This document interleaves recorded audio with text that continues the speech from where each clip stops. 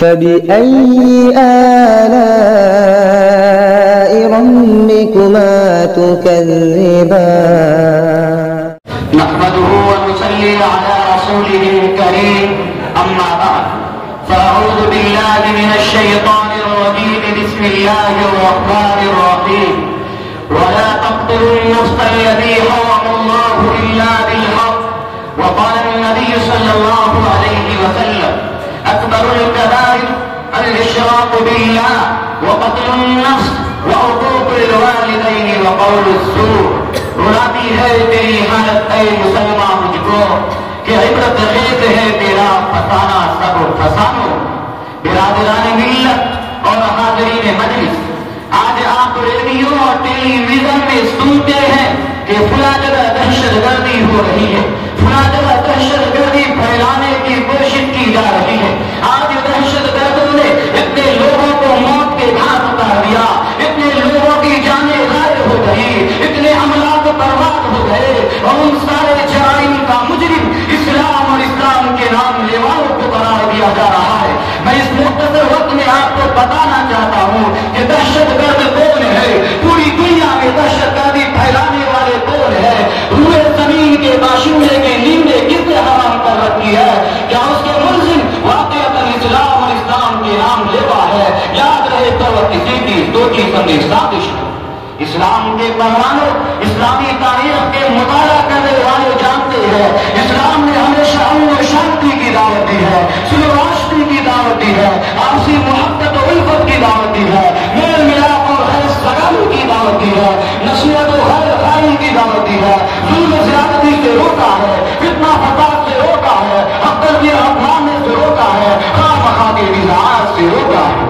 دوستو جدید عصری میں دنیا بڑی اضطرابی اور بے قراری کی حالت میں اپنی لمحات گزار رہی تھی ہر طرف کتنا فساد پھیلا ہوا تھا دوسروں کے حقوق کو دبانا ایک قابل فخر کارنامہ سمجھا جاتا تھا ایک بادشاہ کا دوسرے بادشاہ کے ملک میں داخل ہو کر خون خرابہ کرنا ایک قابل قدر کارنامہ تسلیم کیا جاتا تھا غریب و نادار اور معذور لوگوں کو معاف تک نہیں کیا جاتا تھا شیر خان بچے کو دیوار پہ زور سے مارا جاتا تھا جس سے بچے کا بھیجا نکل کر باہر آ جاتا تھا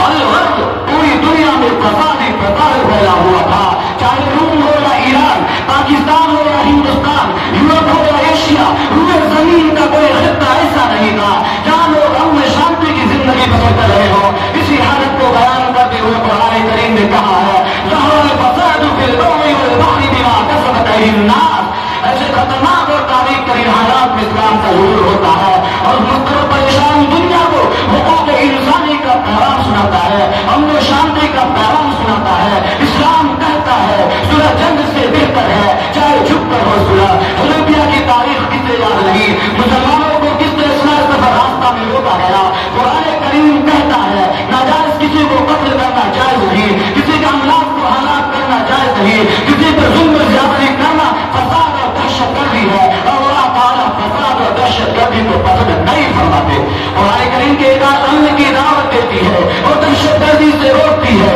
لیکن آج میڈیا کے ذریعے اسلامی تعلیمات کو ان کو نصب کرنے کی کوشش کی گئی اسے دنیا والوں کے سامنے بدنام کیا گیا جو امن شانتی کا داعی تھا اسے دنیا کے سامنے مجرم بنا کر پیش کیا گیا اور لوگوں کو اسے نفرت دلائی گئی